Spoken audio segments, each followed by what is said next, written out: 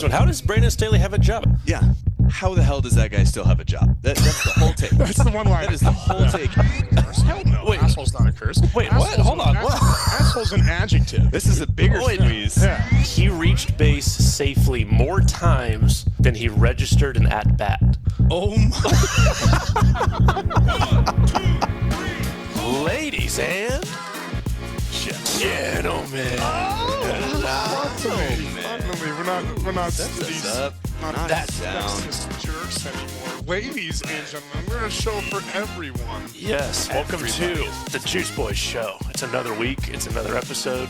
We're a weekly sports podcast for the morons, by the morons. Welcome. I am the third turd, Cody. We got Juice Boy Joe, Mr. Pulp, Chris Pelletier right here. Boys, how we doing? Nice. A busy start to the week. Enjoyed parts of the NFL this weekend. Parts is a good way to put it. Yeah, parts. We are bound by the three B's, Joe. What are those? You know, I want to say brotherhood again. Well, that's not right. We gotta get that right. We practice before every show. We practice, Joe. Come on, we got this. Booze, betting, and bullshit. I won't embarrass this listener, but they sent this in some confusion, and we got it shored up. But short up. Sure. That was very Seinfeld. Yeah. She thought instead of betting, betting, that there was an inside joke, and we were saying betting, bed, and that there were some inside jokes between the three of us in sleeping together. What happened at Cody's bachelor party stays at Cody's bachelor party. Yes. That's so right. I thought I'd clear that up for any listeners that we may have confused because of my enunciation of the word betting. And even that didn't even happen at Cody's bachelor party because that house had like 450 bedrooms. Yes, So yeah. We didn't need to share. We wanted to. Yeah. Yes. So I wanted to shore that up if there's any confusion. Before we get into, we got a few housekeeping items. Hold on. We talk about that we were once again successful in two of the three of us being at one place. Oh no, you assholes.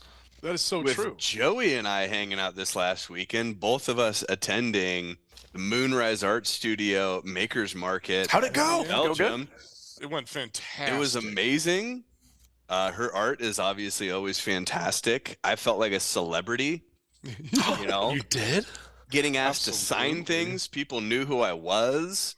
In fairness, I was signing a subpoena, and the people who knew who I was were the good people at Harbaugh brand khakis. Oh no. Oh, we got really They did excited. not take kindly to the fact that I called them not a real company. Oh no. Yeah. Dang. Well, I'm glad it went well. Our first ever sponsor. So shout out once again, Moonrise Art Studio. That was great. It was a great show. Really well put on by New Belgium. It was fun to go back up there again, see that brewery, and that man. Fort Collins has changed a lot since I graduated college back in 11.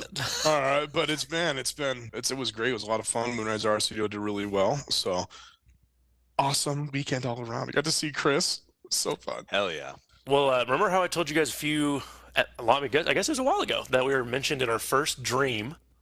Mm-hmm. We've been mentioned, or we were brought up as our first alarm clock. We have a new one. That's a poor idea. Honestly. Yes. What is it? Yes. Listener Caitlin, the Nebraska fan, this may kind of all add up. Oh, always love Caitlin. Never mind. I take back everything I said. She sent in that she forgot to set a timer on the podcast she was listening to the night before. I think it was like a meditation sleep podcast. And woke up to the old Juice Boys talking about how you can count down the days until you die. Which was what episode was that? That was a while ago. That was like episode 4? 3 or 4. Yeah. So I still stand by that take. That was one of my better takes. Yeah. So we got to say good morning. The statistic that you'd want to know about your life. Yes. Mine was how and many the amount of chicken murderers wings I met. I took it in the murdery direction as well because I wanted to meet OJ and find out. Yeah. Yes. Holy cow. So we're now an alarm clock. She said, days until you die. It reminded me of my ex-boyfriend's granddad has an actual clock hanging up in his restaurant that counts down the days until he dies, which is wild. That's, How does he I want to know that this? I don't know. She sent an Instagram reel, so we'll go ahead and post that on our Instagram. So head there to check out what that is. So just like that counts down, gets to 0. He just stands up in the middle of the restaurant as like, Just thanks for the memories, everybody, and then just offs himself. He must. Or walk into the, who knows? Just I love it. I want to know more, but I don't. But I'm very I love intrigued. everything about And this. Yeah. Yeah.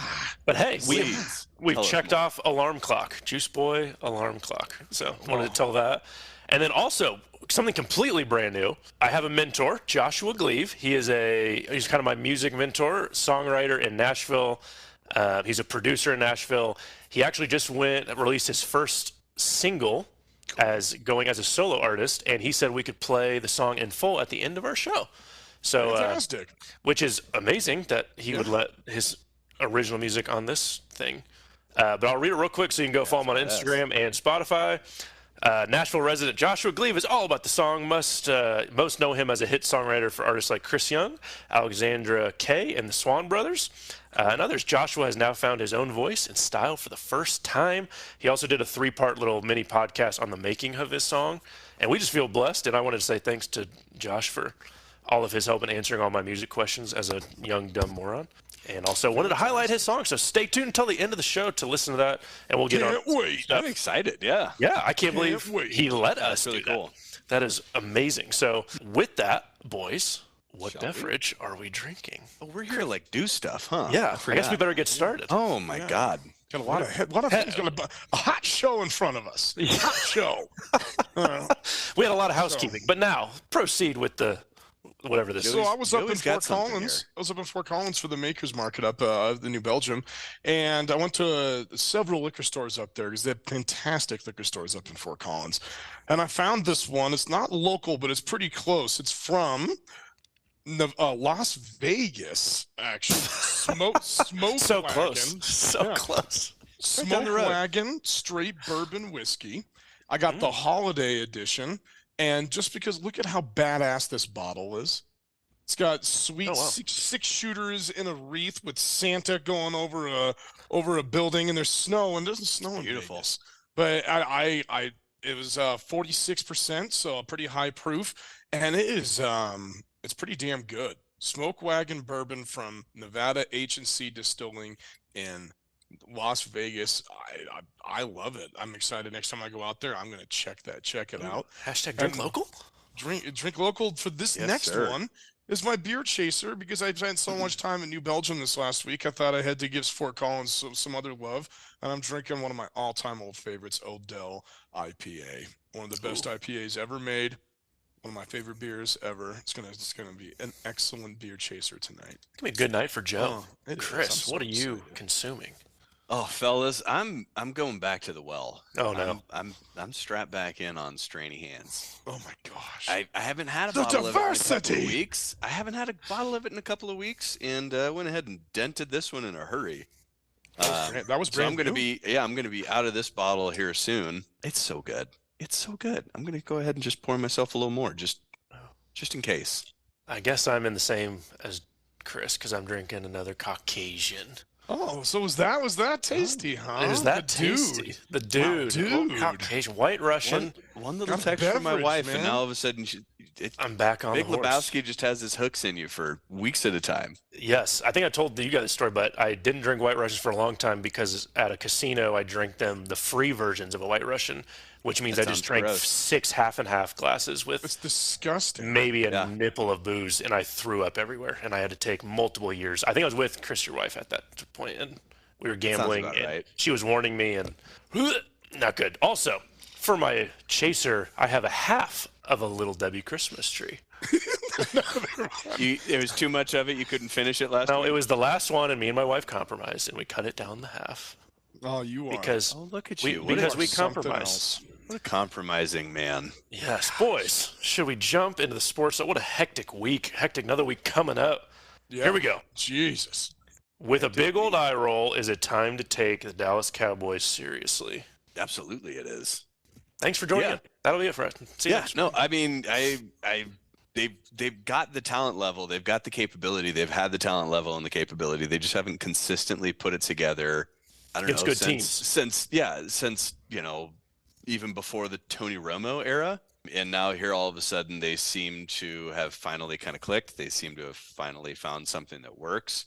One thing that is hilarious is how much the Cowboys secondary gets hyped up as like this elite squad when really they're trash in coverage. They're they just not, have ball hawks. Like they're complete trash. And so anybody who's willing to go and challenge and throw over that secondary is going to wind up finding themselves in the hunt. And so I think the Cowboys are vulnerable, but is it time to take them seriously? For sure. Dude, Bland was coming in looking like he was going to be Defensive Player of the Year with 5 pick sixes. And then he got absolutely torched by DK Metcalf. And now, as an alternate thing that's also pretty cool, is a what's the word I'm trying to think of, you guys? As a hubris. Hubris, thank you. All right, and another unintended consequence of this game is that now Tyreek Hill is playing like an absolute madman because he has to beat DK's speed record that he put down in that game. DK like reached 22 miles an hour or something, and now Tyreek is just like, the whole first half of that Dolphins game was just, let's see how fast Tyreek can go and let's just huck it up there. He didn't get it, but now he's going to be on that mission. Yeah, I think it's time to take the Cowboys seriously, but it's also, they played to their competition. I love the Seahawks, and that's a fine. The Seahawks are a really good team. Are they an elite team of the NFC? No. All right, no, they're not. The Cowboys wins. The Giants, the Jets, they lost to the Cardinals. Do you guys remember that? Never forget. They lost to the Cardinals. Long live Josh Dobbs. They beat the Patriots. Then they got smoked by the 49ers. Okay. Then they beat the Chargers, the Rams, got beat by the Cowboys. Sorry, got beat by the Eagles. Crushed the Giants. Beat the Cowboys. That's impressive. Crushed the Giants, crushed the Panthers, crushed the Commanders, barely beat the Seahawks. Okay. Is it time to take them seriously as a good team? Sure. As an elite team, are we counting the Seahawks elite? Because that was a tough game and they barely got by them. So they got the Eagles coming up this week. The Eagles were on an absolute smoking hot streak where I think Jalen Hurts was on 10 games in a row with teams with winning records. It was incredible. They finally got a little bit exposed. They got whooped up by the 49ers, who got healthy. They got the Eagles and Cowboys on Sunday is going to be a game. We'll see. We'll talk. We'll talk next week and see how I feel about. Game of the year at this point, sure, because I thought that the 49ers and Eagles was going to be the game of the year, and that was an ass kicking. But we'll talk next week and see how I feel. I was going to say I'm going to punt on it for this week. Because I'm going to wait for them to play next week to see where that game goes. For official, we're going forward, because everybody will always be like, "Oh no, it didn't count. He had the extra game to do it." Nick Bosa, wasn't it Nick Bosa 2 years ago in the first 17-game season tied the all-time sack record? And they're like, "Nah, doesn't count." Or it might have been T.J. Watt. It was him or Watt, yeah. It was T.J. Watt. He did it. No, it doesn't count because he did it in 17 games. It was like Roger Maris when Roger Maris broke Babe Ruth's record, because he did it in like the 160th game when Ruth did it in 157. True. Nobody counted it forever. So let's see him do it in 16 and set a new record, and then we don't have to worry about that stupid shit anymore. Chris, are you taking the Eagles or the field? I know you love a good field question. Eagles of the field to win the NFC? Yes. I'll give you one guess. Obviously, I'm going the field. Obviously, I'm going the field. You love the field. Oh, my God. How did that work out for me for Heisman? How's that working out for me for NBA's Rookie of the Year? Give me the field. Hey, Wembanyama it's still out there, man. It's still out there. But... they're what, like 3-10, something like that? What does it matter? Oh yeah. It's an individual. Rookie of the Year is about heart. It's about who puts the best product out on the court, because the CFP committee is in charge of Rookie of the Year. Oh, is that a little foreshadowing coming our way, sir? Am I getting a preview of my own squeeze? Is that a little foreshadowing coming? I think you're excited about that one. Just chomping at the bit over. Chris, you mentioned this one. How does Brandon Staley have a job? I think you had a quick one-liner on this one. Yeah. How the hell does that guy still have a job? That's the whole take. That's the one line. That is the whole take. In what godforsaken world does that guy have a job? It's insane. You have that level of offensive talent, of offensive weapons, and you march in New England and post 6? Sure, that's enough to get it done, but oh my God. How horrific is that? Is that enough to get it done? Oh yeah, against an NFL team. Against take it over, Joe. Take it over. Juggernaut. Yes. New England Patriots. Yes, that will go down in the annals or the annals, however you want to say it for this. Well into the annals. Well into the annals of the Juice Boy history will be that take. I'm excited for our Christmas episode when we can reflect on our first 5 months of takes to see what fell. Our 2023 takes fell on their face. So I'm working on some statistical analysis and data that shows that we are kingmakers, but whatever we say should happen, the opposite does. Yes. Oh my God, it's like alternate reality. Bizarro Juice Boys. Just wait. I'm cooking up something for you. So that game was more. That game was so crazy because Brandon Staley was able to keep his job and only score 6 points. That is absolutely ridiculous. With Justin Herbert, Austin Eckler, Keenan Allen, it's quite the trio. Yeah, and the kid Quentin Johnston was supposed to be the shit coming out of TCU. He hasn't really done anything this year. He's garbage. But I think the most remarkable stat of that game is that was the 3rd consecutive loss for the Patriots, and they have not let up more than 10 points in any of those games. Beautiful. I mean, they are absolutely broken. But however, their defense is still playing freaking hard. And that's crazy for a team that's supposedly tanking to have a defense that's doing that. But they cannot do anything on offense. You know that game that they beat the Bills in the snow when Mac Jones threw it 3 times? And they ran the old Navy offense, the old double Hawkeye round and pound. Let's do that. Do that for the rest of the season. You have Ramondre Steve. Well, actually, Ramondre got hurt, but I don't think he's out for that long. But you have Ezekiel Elliott. Hopefully, Ramondre will come back. Just run the double wing like the old Platte Canyon Huskies back in the day, and let's just get 250, 300 rushing yards a game and don't pass. And then just let your defenses let's be Iowa. Let's go, but let's hopefully not have to punt that much. Jeez, that's enough Patriot talk because I think we have a listener squeeze about the Patriots. So, we're committing a lot of time to the damn Patriots. I love it. Coach Prime, Sportsman of the Year. Well deserved. Trash. Well total deserved. incomplete. I couldn't even get the question out. I was just going to throw it out there. What do we think? Oh, what do we think? I'm going to be like RG3 here and said he took a team from 1-11. Man, they won 4 games. No one has ever done that before. Yeah, they have. A lot of teams have done that before. Actually, recently have done that before, and actually have done that before and even better. And people who we have trashed way hard on that show, one in particular, Scott Frost. Yeah, I was going to say, let's talk about old Scotty at UCF, huh? At UCF just did that. Hey, Chris, did he win Sportsman of the Year? No, but he did win Coach of the Year. I mean, that's pretty. Sportsman of the Year that's incredible. Of the Year is just like this. This feels like no one's paying attention to. Hold on, who was going to win? It should have been Travis Kelce, I would say. But who else other than? By what accomplishment? He had the biggest year. Okay. Like who? Well, I mean, even on a down year. Yeah, he had a huge. You can give it to Caitlin Clark. Well, it's just sports band. Don't they do sportswomen too? Oh, I just thought it was Sportsman, as in like sport person of the year, whatever. I thought, okay, well, if that's the truth, then I think it probably should have been split with Angel Reese and Caitlin Clark. I mean, you're talking about the attention that those two brought on to women's basketball and the amount of and the ratings that the women's game got versus the men's game. I mean, it's just like, how come that doesn't transfer to WNBA? I don't know, but college women's basketball is very, very highly watched. And Caitlin Clark was a really, really big deal. We talked about her a lot. She's fantastic. But other for like Sportsmen of the Year, how is it not Patrick Mahomes or Travis Kelce? They won a Super Bowl. I mean, they're especially with Travis Kelce and this Taylor fucking bullshit Swift crap that's going on right now. But it's whatever. It's captivated America. It's made Swiftie fans care about football for a little bit. So you're talking about Sportsman who's added to the game, I guess. Yeah, we can say Travis. All right, they're like bromance. They should have both been. That would have been, and I think they would have loved it. They're best friends, won a Super Bowl together. I'm with you on that. So just to be clear, we are not in agreement that Coach Prime should have been. Why should he have been?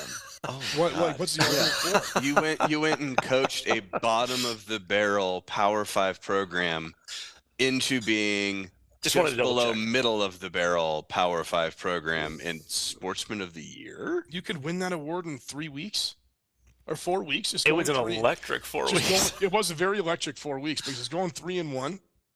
that's going to get you Sportsman of the Year. I mean, I know that they brought a game day here, and I will forever be thankful for that. Hey. And one of the best sporting experiences in my entire life. I'll be forever because of the that. Sportsman of the Year.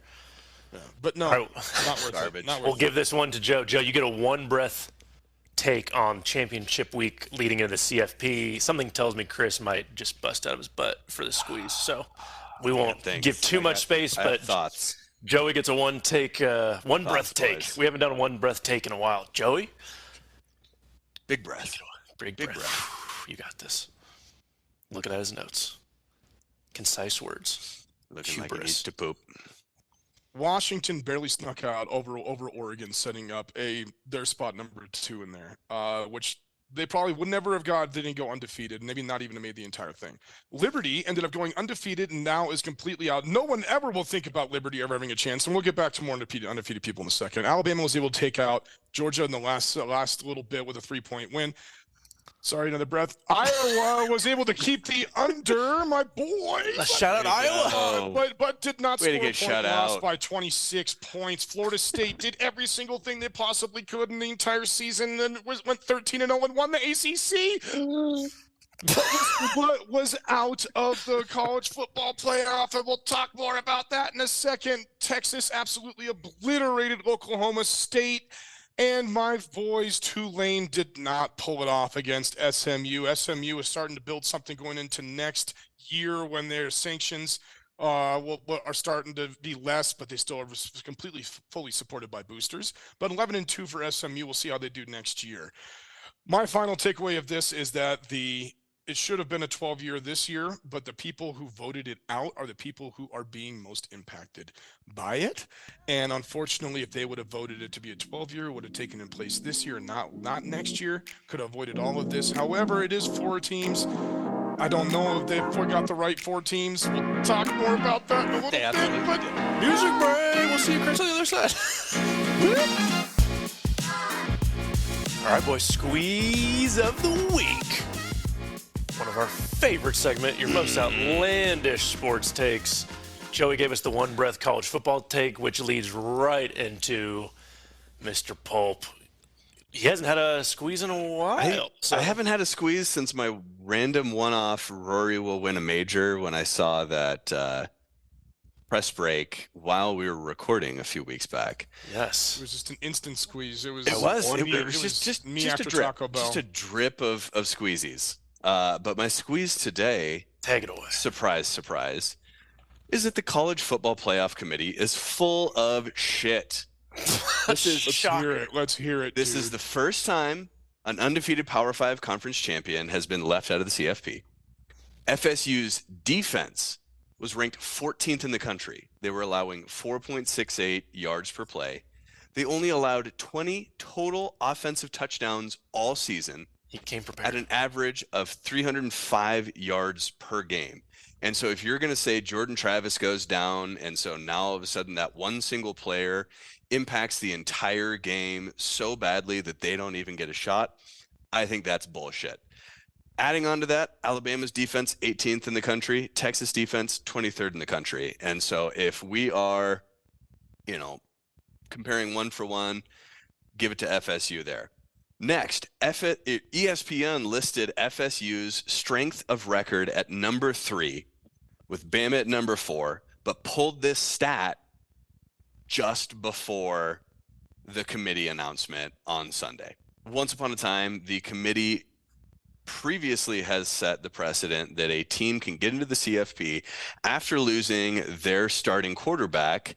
Yep. In the very first freaking college football playoff that we ever had, when Cardale Jones had to step up in 2014 for Ohio State, en route to the very first college football playoff championship, which Ohio State won with their backup. Yeah. They won. Next, that line about selecting the 4 best teams is the biggest bullshit of all for 3 different reasons. First, if you're only allowing the 4 best teams in football, then you need to admit the statistics actually show that Ohio State is better than both Alabama and Texas. FPI rankings actually have Ohio State above everyone but Michigan. But Ohio State lost the game, which is why you see Ohio State and their fandom taking their medicine and not complaining about missing the CFP, even though they meet the committee's bullshit 4 best teams metric, statistically speaking. Just talked about that last week. Doesn't even fucking matter. Second point. I saw a quote online that stood out to me that I wanted to read exactly. It was that the committee decided to ignore what actually happened and substitute what they thought would happen, and that's fan fiction, not football. If the metrics are arbitrary and the committee is to decide upon, or is left to decide year in, year out, what they considered to be their metrics, then the games don't matter. Just impressing the committee and having a marketable fan base is what actually matters. TV and ratings. Last, if you're saying that Michigan is so obviously better than FSU due to Travis being out, I want to point out that in the time since Travis was injured, Michigan has 8 more passing yards than FSU. Whoa. 8 total. 8 total more passing yards in the interim between Travis going out and the end of the regular season. So if FSU is being dinged for having a poor offense, quote unquote, then you can't rank Michigan first and FSU 5th.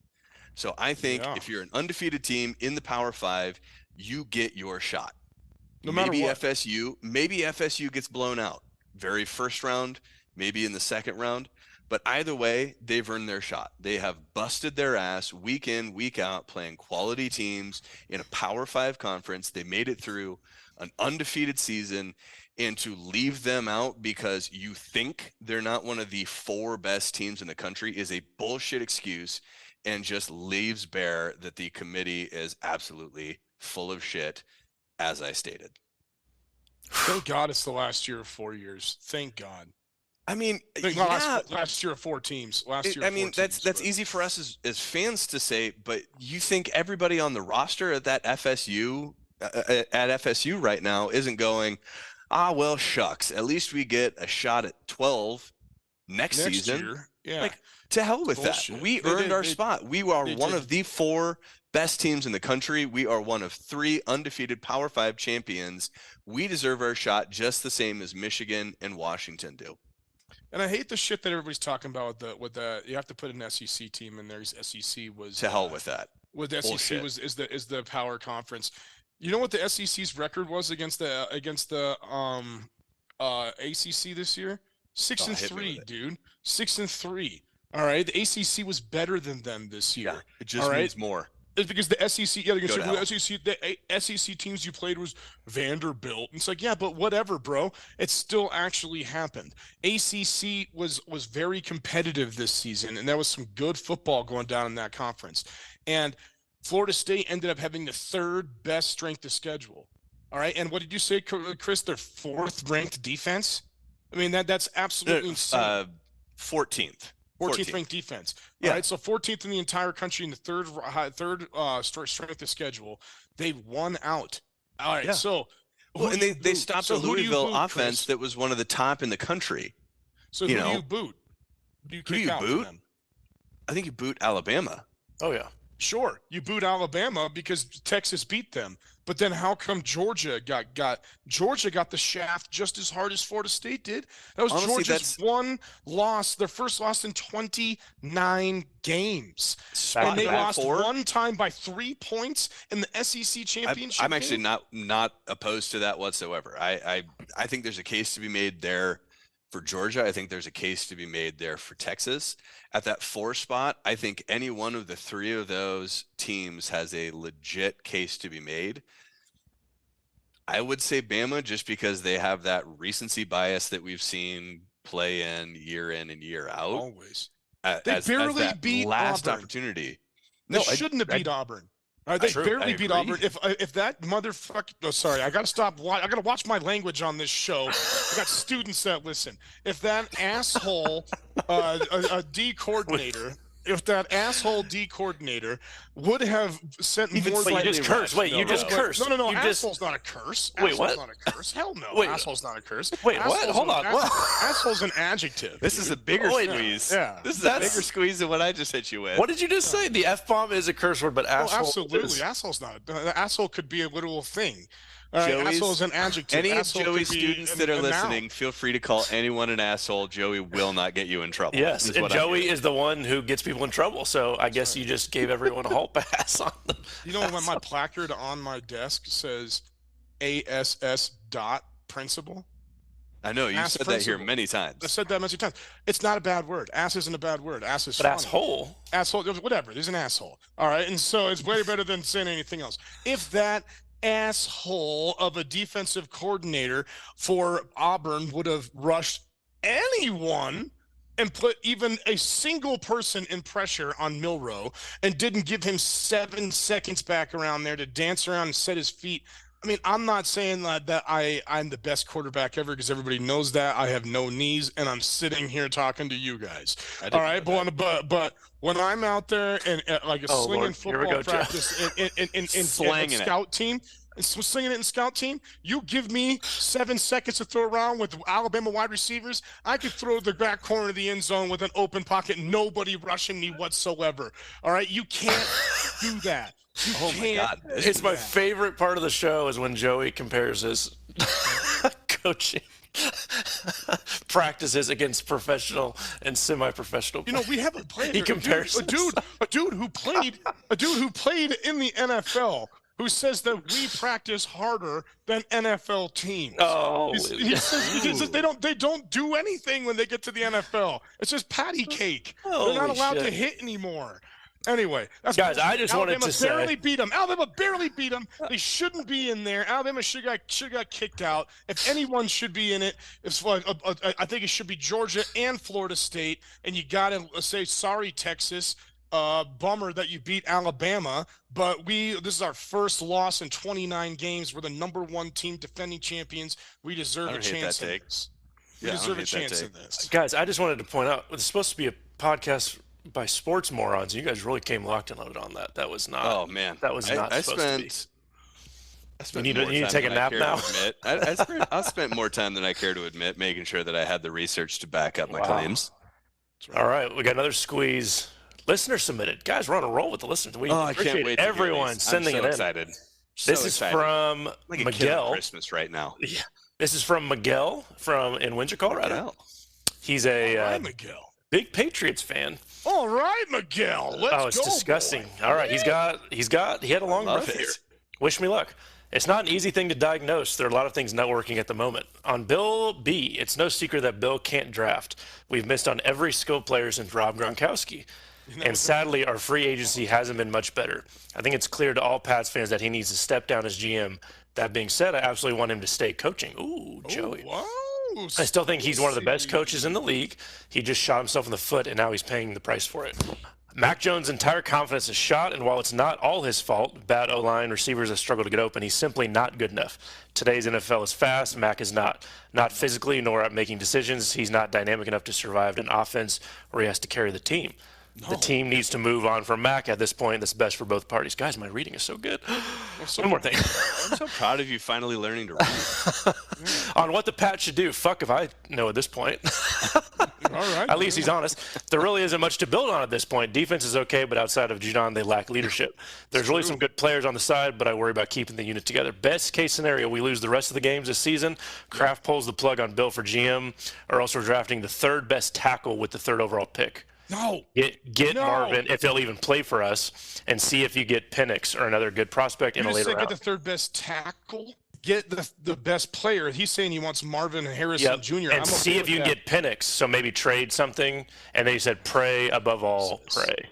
Oh, God, I agree with the praying part, but good Lord, they can't do anything besides get a quarterback. And at this point, Penix, that'd be fun. It'd be cool to see a lefty out there slinging it.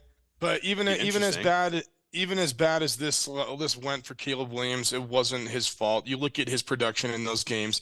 You look at how he can throw the ball. You look at his mechanics. You look at his feet. I was saying the same thing about Jordan Love, and everybody was just talking shit. Look at the guy throw the football.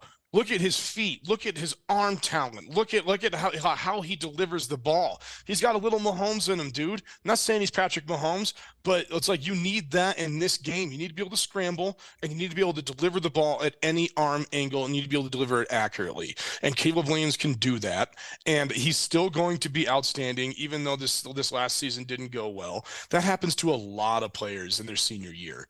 But, I'm just saying, I still want Caleb Williams. I still want a quarterback. Marvin Harrison Jr. is outstanding. But what a waste of a career. I was going to say, what a waste of a career. To him. And what freaking stupid ass what dude in their right mind would sign with the Patriots as a quarterback with their offense? The only way they can improve is through the draft. No one will sign there. They're awful. They're awful. Thanks, Miguel, for sending that. Also, before wrap-up squeezes, Old Dakota, the Packers fan last week that we trashed, that's right. He sent a message in. Rightfully so. And I'm only reading this because he said, you guys are so awesome. This is my favorite podcast right now. Not even close. Oh, Dakota. So actually, we love you. Fuck yourself. So God bless Dakota. I guess I'll read his message. Podcast is telling people, listener by listener, to go fuck themselves, and that's what Besides the Juice Elon Boys Musk. bring. Except for we ask people to submit and then we tell them to go fuck themselves. So it's a nice back and forth. He said, "Can you please clarify in your podcast that I'm an overreactor and I actually, in fact, love Jordan Love?" Oh, okay. No, what? No way. Come on, read back. Hang on. No. No, it's a sore spot, and I'm sorry, but I reacted as a disgruntled Aaron Rodgers fan, not as a Packers fan. Okay, that's some good self-reflection. I own my terrible take, but I also have found a new love for my guy. Might even name my firstborn child Jordan, depending on the outcome of the season. This dude's bipolar, bro. This guy, quite the extreme. He sets us up by telling us that he's an overreactor. And we're still surprised by the biggest overreaction of that entire email. Naming his child. I'm ready to name my child after a dude that a week ago I was shitting on. Who's also, 6-6? Dakota, I love every bit of this. That is the exact ethos that I want on this podcast and in these squeezes is moment-to-moment, rage-filled, just no proofreading, no reading it over, no even giving a moment's thought outside of just the rage that you feel when you fire off that email that turns into a squeeze. I love both of these. Because we'll give you the space to do it. Oh, boy. Absolutely. I love everything about this. Listener, please. This little PSA. Do not name anything after sports figures. Please do not. All right. And this comes from almost personal experience from my sister and my brother-in-law, where back in the day they named their puppy Cutler. All right, thinking that Jay Cutler was the savior of the Broncos. 2 seasons later, he is the absolute laughing stock and is shipped off to Chicago. They tried to change the name to Butler. No, does not work. It stayed Cutler until last year, until that poor sweet animal died. But it's just, so please don't. That's you're going to stuck with it forever. Don't. Last one, James from last week, the UK squeeze. Oh, yes, James, he responded? He did a little bit of research, bless his heart. He thought he read that Buster Keaton and Michael Keaton were related. I don't think they are. Thought I should correct myself. So thanks, James, for doing your own research. Good God knows we weren't going to do it. Obviously, we weren't going to look into it. We were just going to trust that you're clearly smarter than all of us. Does anyone even know who Buster Keaton is? That would be interesting. Okay, cool. Oh, jeez. Dang, a lot of I love our audience. This is amazing. This is spectacular. Oh boy, everything I've ever wanted out of this pod. Joey, Joseph, Broseph. Yes, If people want to submit their own outlandish squeeze of the week, how do they do so to be read on our little show here?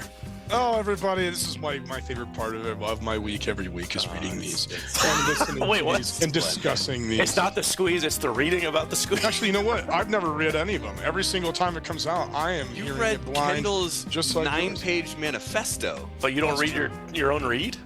No, I mean, I don't check the email. Come on, guys. That's you guys. I'm just the talent. I just come on and talk.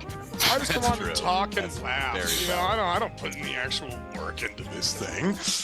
All right, so listener, you can submit your most outlandish sports take by emailing juiceboyshow@gmail.com. That is juiceboyshow@gmail.com. And please send us a DM at juiceboyshow on Instagram. And as the pulp, we'll read it on the show. We love to analyze and sift. You called me Juice Boy Joe, not the Sultan of Sift today, but I appreciate my other name. Both. We have a lot of names. I love sifting. So please send them in. Cody!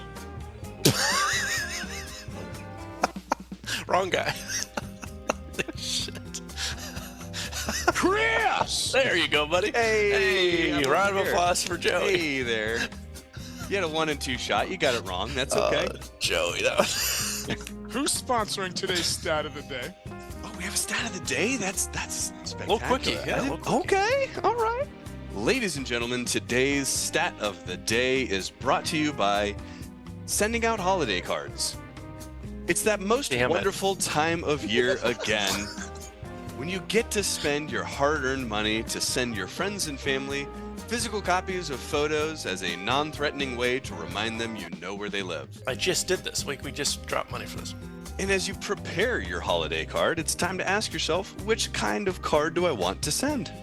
Cheap. Are you an everyone is wearing the exact same outfit and pretending they don't all hate it family? Or are you the we clearly took these family photos in July in preparation for the holidays just to dunk on you non-planning bitches type?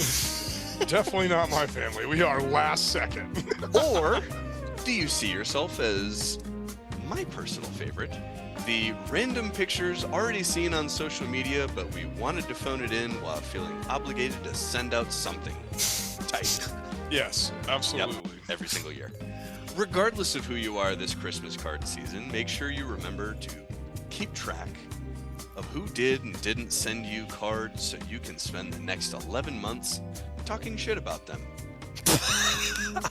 Is that what you do with the McCoy Christmas card? Every year. Oh, Every year. Damn it. And just your general decision making.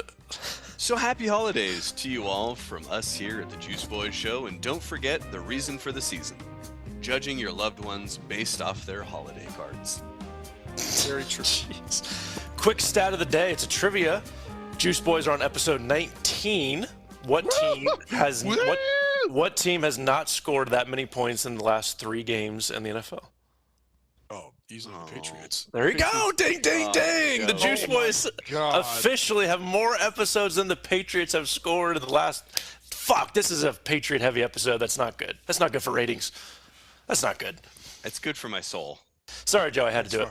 All right, the big potato, guys. Another listener submitted, but guys, you're gonna make me cry. This is from Dell in Washington, who also gave us another amazing potato. All our boys at this point. Yeah, he is. He's really helping us out, doing a lot of work. Hope y'all had a great Thanksgiving. Hot potato, craziest player stats. Love a hot tater. He said hot potato, craziest player stats. I'm gonna say player stats, team stats, craziest, most outlandish stats in sports history. Love it. He gave some examples. Tony Gwynn, best hitter ever, only struck out 3 times in a game, 1 time in his career. His home team, Mariners, Ichiro never dropped under 300 batting average after his 13th at-bat in the league, which is crazy. I didn't know that. Ever. Oh, my God. Larry Fitzgerald dropped 28 balls in 261 games. Nuts. Love the show. Keep it up. Crazy to add on to that, Larry Fitzgerald? He has more career tackles than he does drops. Yes. Appreciate you pointing that out. I had that written down to make sure we pointed that out. That's even a more insane stat than what was originally written. Last one. Happy birthday. This was late to Annie Linehan. Another Mama Linehan birthday. My God, it's like at least a quarter of the episodes my mom or dad has got a shout out. So who wants to take it away? Who got the first insane? This is gonna be a multi-part one. We're gonna pull out every once in a while because there's just too many amazing, outlandish sports stats in history. Chris, you want it? So from 1963 till 1980, so in 17 years, Jack Nicklaus' worst finish was tied for 12th. And in that 17-year span, what? Are you serious? Yeah, or sorry, in that 18-year span, not 17, he had 17 top 10s, 16 top 5s, 13 top 3s, 10 top 2s, and 3 wins. Oh my God. In the Open Championship. He won 1 in 6 Open Championships in 18 years, and only one time finished outside of the top 10.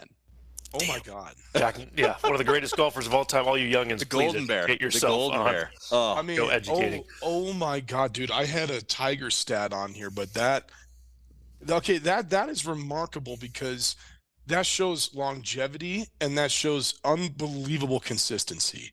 I mean, he wasn't just not making cuts. He was placing, and imagine how much money he would make today. How much the top 12 at least for 12 years consistently every single tournament. Because I'm sure he played every tournament. Joey, pick number 1. All right, so my pick number 1 is going to be a 2-parter. Okay. Because it's just going to be about the greatness of the greatest living American, Tom Brady. Oh, jeez. More Patriots. Very Jeez, we give heavy. a lot. Okay, now we jump the shark here. You get 1 point on this one.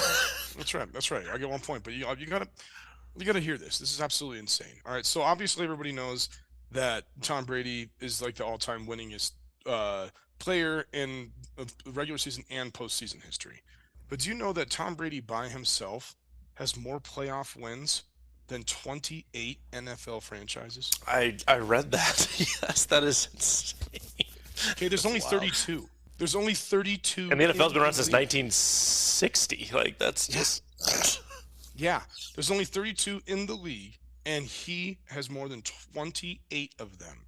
All right, so I just want to throw that out there real quick. But what I think is his more incredible, outstanding. Oh, he's sneaking this into becoming 2 points. Parlay. So it's called a parlay. We're a betting program. BETTING. Yeah, a betting program.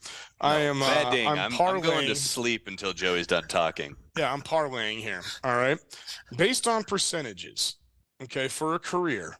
Okay, Tom Brady is more likely to make a Super Bowl than Steph Curry is to make a. Oh, that was worth it. That's an insane stat. That is. All right. Okay, Joe. So in Tom Brady's career, he made the Super Bowl 10 times. Okay, 10 times in 22 playing seasons.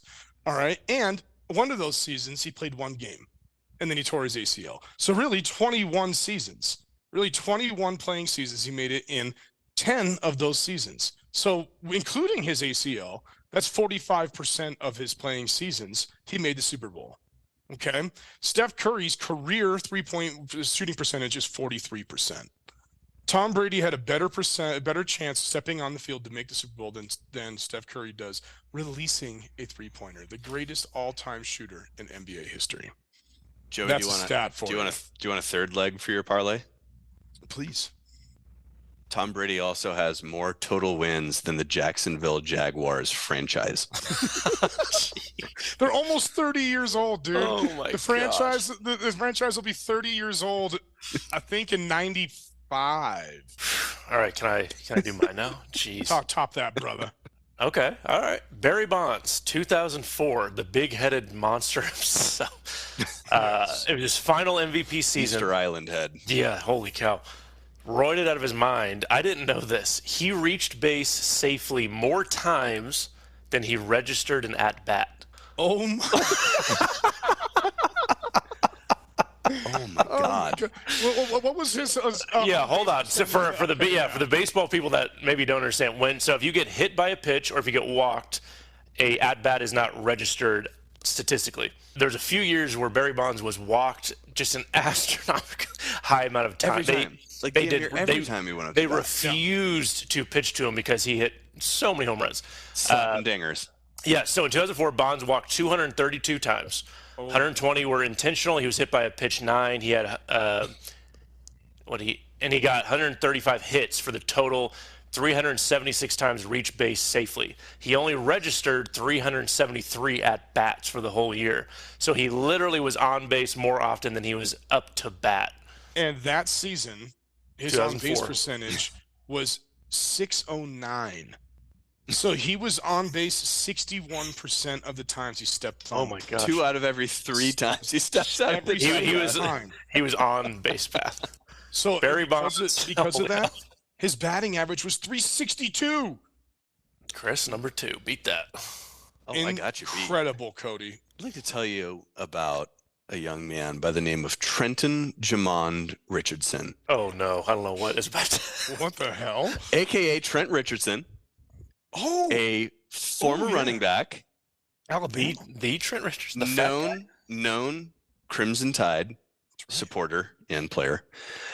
He was an All-American, member of 2 BCS national championship teams, and in 2012 was considered the top running back prospect in the draft and was compared or expected to be the best running back prospect since Adrian Peterson. I remember this. A Hall of Fame one of the top all-time running back. That's who he was drawing comparison to. He was a beast in college.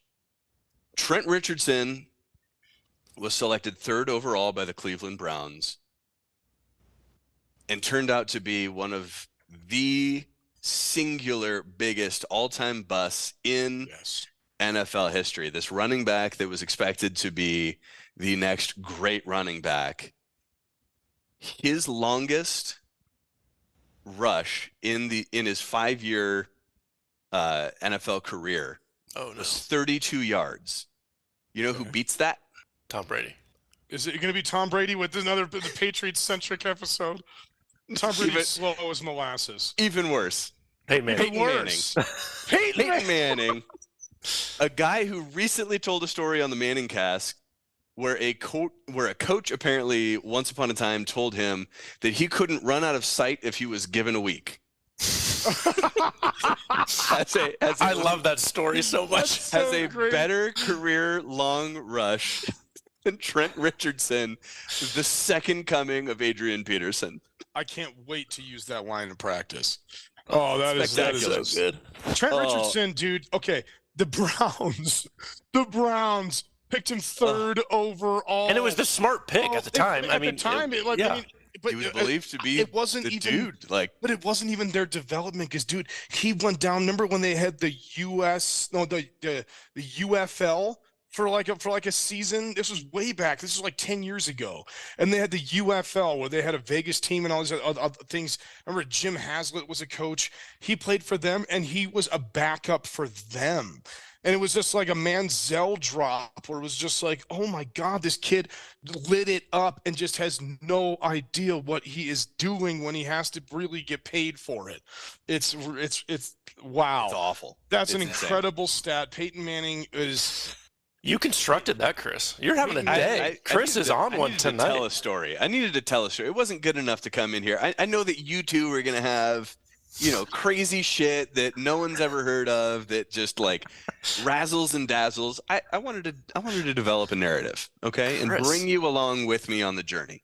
All right, for my second one, I have to go basketball, because baseball has just thousands and thousands and thousands of stats that you can just compile out there. Statistician's game. That's what got me into sports was baseball. My grandpa taught me how to keep score, and I was 7 years old at Fenway Pack. It was freaking excellent, and I still do it to this day. Go to listen to last week's episode. We dug into best stadiums. Fenway's so great. Got made fun of by kids at the last game.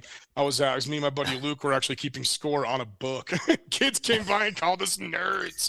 I was like, oh, that's not wrong. awesome. It's just mean. It was awesome. Like, nerds. I was like, whatever, man. I appreciate the game. All right, but basketball. All right. The 1961-1962 season is one of the most absolutely incredible statistical seasons that's ever been put together. And I want you to hear these 3 picks, these 3 people, and then understand what happened. All right. So that season, Elgin Baylor averaged 38.3 points per game and 18.6 rebounds. Okay. Holy crap. That happened today. That'd be the best season anyone's ever seen, ever. Okay. Oscar Robertson averaged a triple-double that year. 31, 12.5, and 11.5. Oh my God. He didn't just sneak out a triple-double. He dominated a triple-double every game. And Wilt Chamberlain averaged 50.4 points a game and 25.7 rebounds. 50 points and 26 rebounds. None of those three won the MVP that season. Nope, not at all. None of those three won the MVP. Wilt didn't even get second. Wilt didn't even get second that year. Didn't get second. 50 points a game. Bill Russell won the MVP that season, 18.9 points a game, 23.6 rebounds per game. And Bill Russell won the MVP that season. Now, I am an absolutely enormous Bill Russell fan. But the fact that you can, though any of those 3 seasons right there, any of those would be the best statistical season of all time if that happened today. Any of those would be the best all time. Jokic has statistically the best seasons ever the past couple seasons, and he is not even close to what Oscar did or what Elgin did in that season, let alone 50 and 26. I mean, that is just asinine. So, I mean, people want to compare games, but compare eras, but just stats alone, I think that's the craziest statistic. That those 3 seasons, standalone, 3 of the top 5 statistical seasons of all time, and they did not. All 3 of them lost the MVP.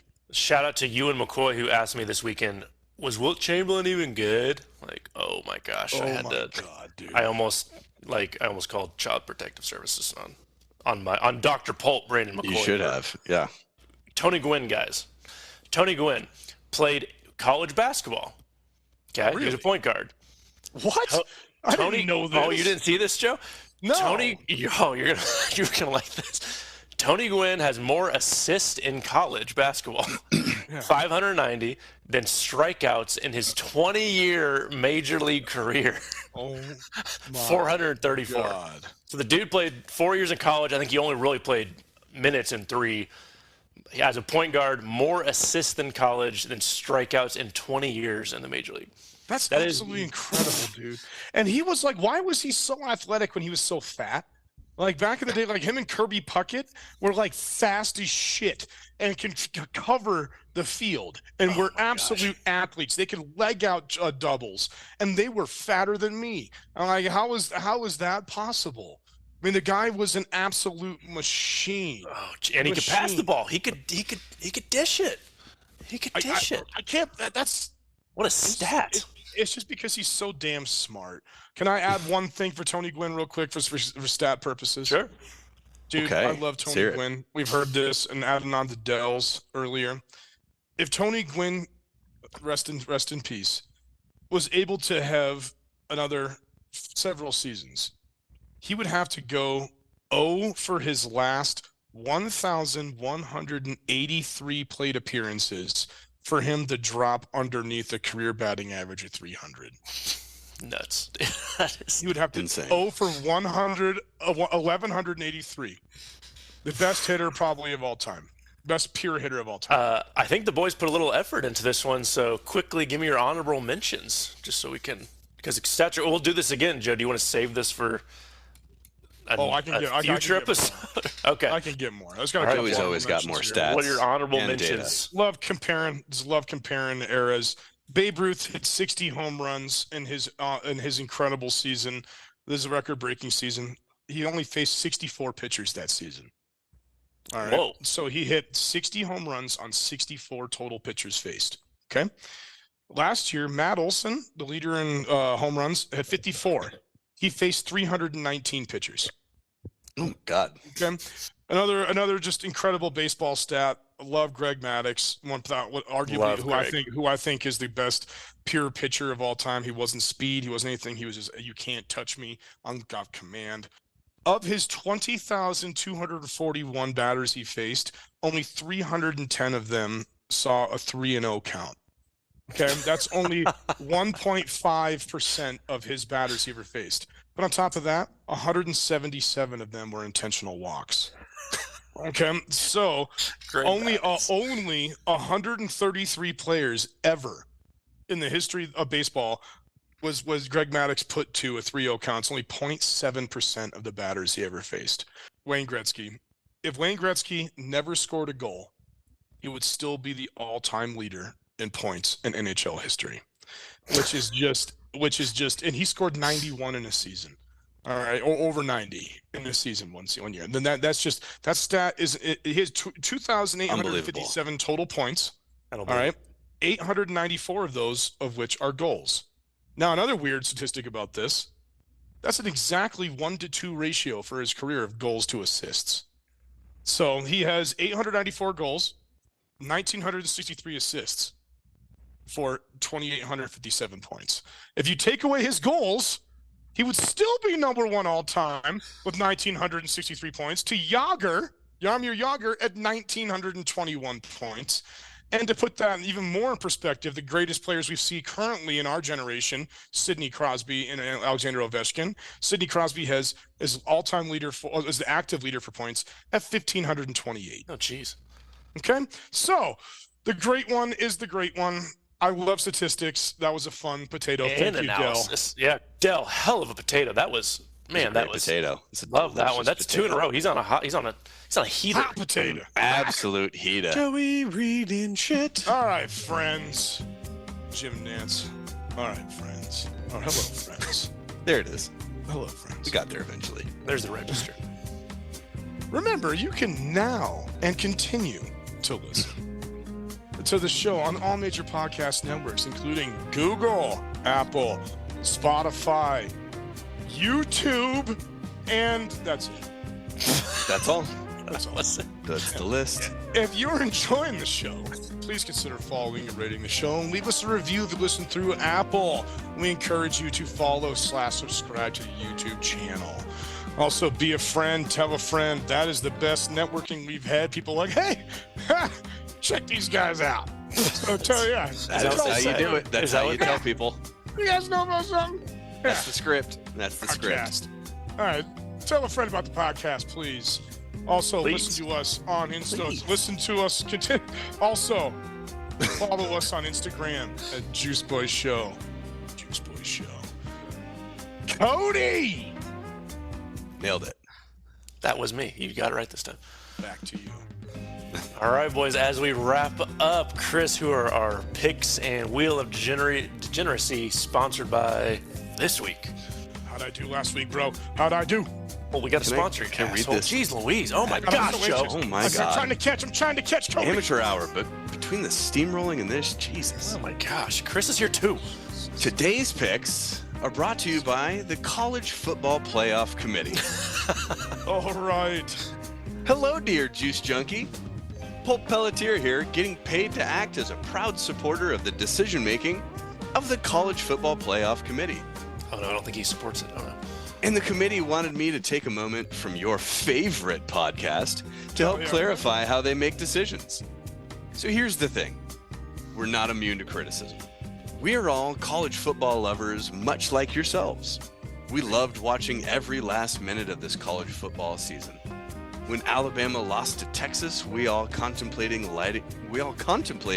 lighting ourselves on fire at the prospect of having to leave the Tide out of this year's CFP. Can't happen. And I'm sure, just like all of you, we celebrated Alabama's win over Georgia by jerking each other off until sunrise. Which is why we were so stressed when faced with the decision of leaving out our beloved Crimson Tide or excluding undefeated UCF or whoever. But ultimately, we members of the College Football Playoff Committee swore an oath. And that oath comes before all else. An oath that obliges us to do whatever is in the best interest of Disney, ESPN, and by extension, the SEC network. So when Mickey Mouse himself called us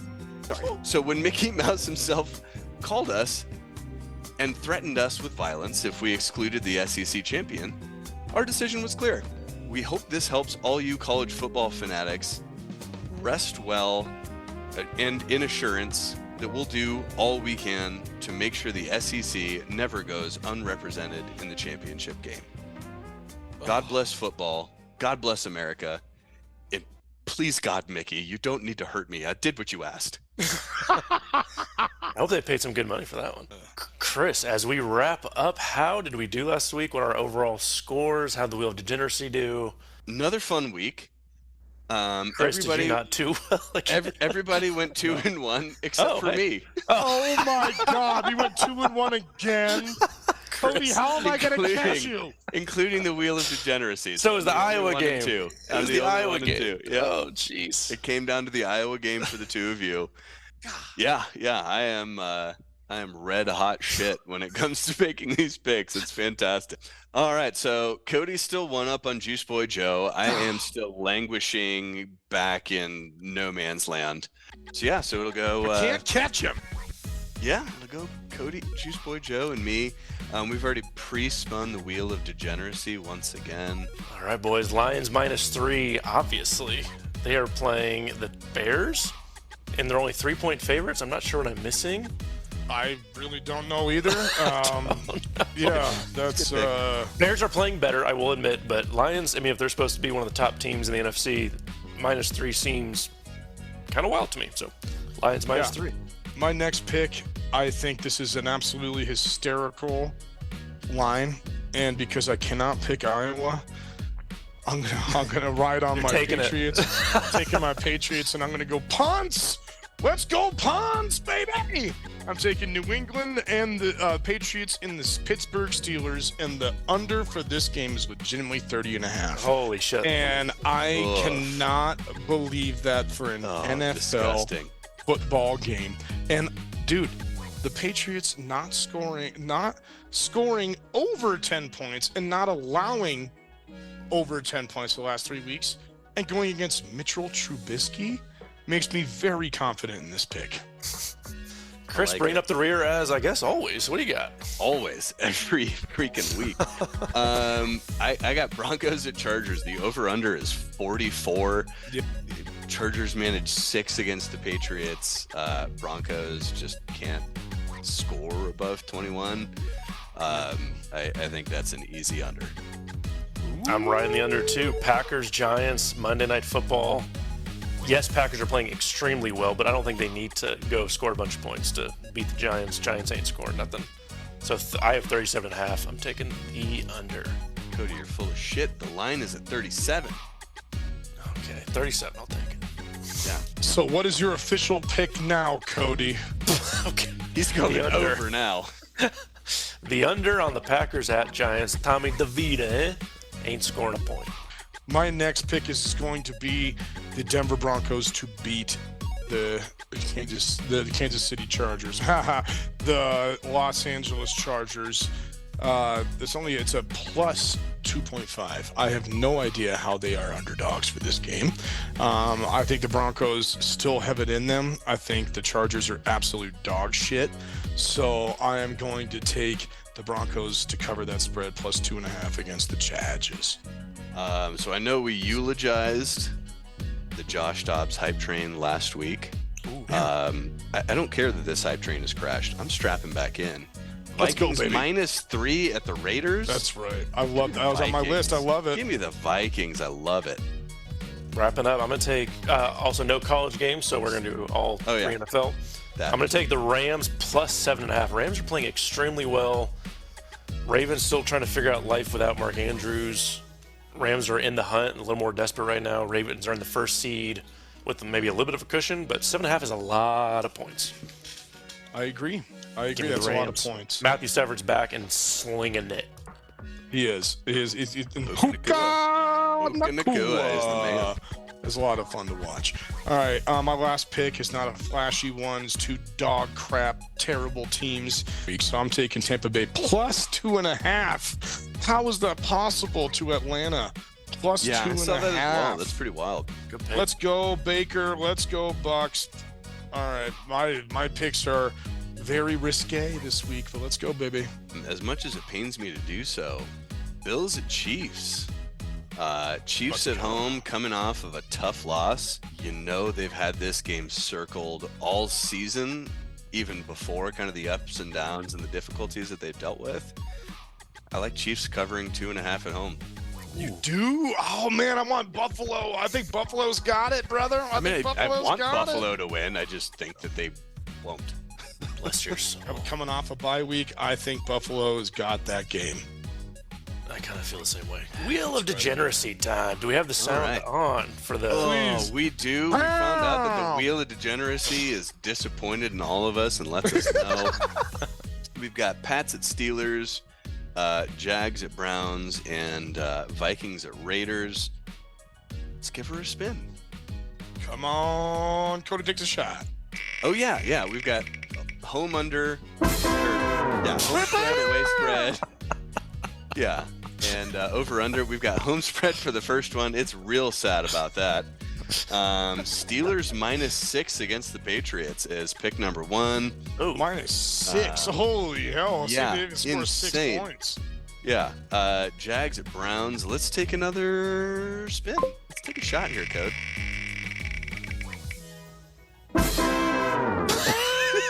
Love it. Jags at Browns under 30.5.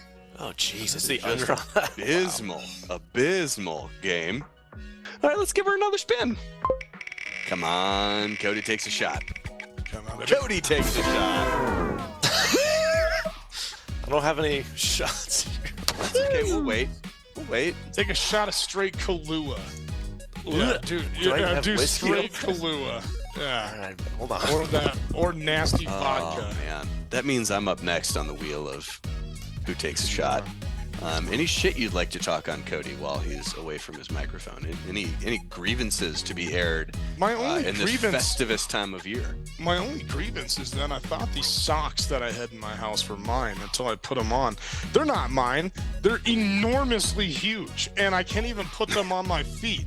They come over and they flop up, and it's like back in the late 90s, early 2000s when you had the long socks and nobody made the no-shows, and you had to fold them underneath your sole, and then try to look cool doing that at the same time. That's how I felt wearing Cody's clown socks that he left in my house. That makes sense. They're Cody, we're having the airing of grievances. You can make a sale out of a parachute of these socks. What socks did I leave at your house? What socks do you think? The big same ones. socks we always get for Christmas in our stocking every I single left Puma socks at your house? Oh, yeah, biggins. Ooh, Big boy. Puma socks. Yeah. Can I take them? Or do you... Yeah, I'll send them. He's I'll send grown them through the attached to internet. them now. I'll send them through the internet. Cody, what are we taking a shot? I don't have any decent, but I have a 2020 Rieger Holiday Edition that is open. Still I don't have that. because I only take one drink a year on Christmas to celebrate. But I don't have anything else open. My holiday Riegers are already gone, bro. Yeah, mine's not. Here we go. But he's drinking a 3-year-old vintage.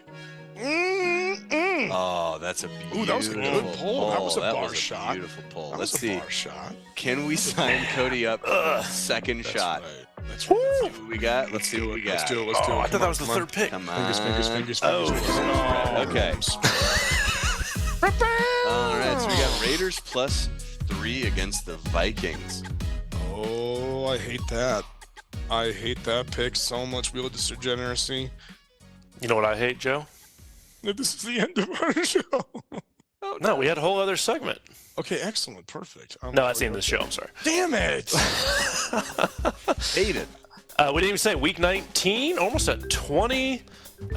Stay tuned. Joshua Gleaves, his new single will play right at the end of this. We're getting our Christmas episode kind of figured out for everyone. Guys, thank you so much. This is our most listener participation. We didn't even plan it that way, just as we were looking through everything. That's right. You guys had a lot to say. And remember, this is your guys' show. We're just three morons talking to each other. Sports morons got a sports moron. So that'll do it for us. We'll see you next week. Love, love, love. See y'all Love next everybody. week. Bye. Bye. Thank you, Kevin and Topeka. Bye. Miss Chet you, and Kevin, Perth. Topeka. What Chet and Perth? We don't give Chet and Chet and Perth. Perth. Oh, And fellas, then- I forgot to tell you, we had a listener in Germany. Oh. Gustav. Christoph in Dusseldorf. Exactly. Now you're mocking. Also, Bud in Ohio. Damn, we got all of our people. All right, bye-bye. I see your name light up my phone again. Makes me wonder where you are and how you've been. I say hello, talk is small. We both know why you called. Yeah, I hope you're doing fine, but it's different this time. Let me let you go. I've got my mama on the other line and she don't know. You broke it off last July.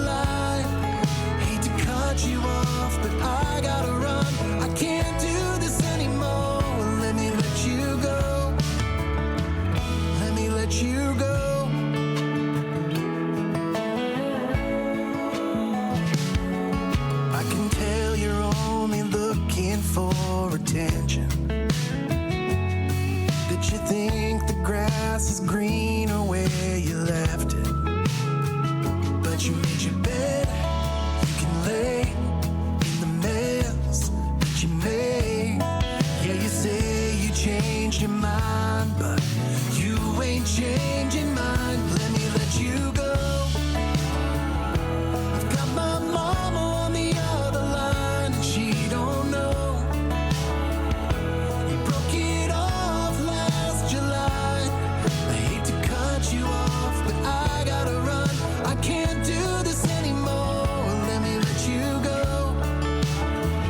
Let me let you go.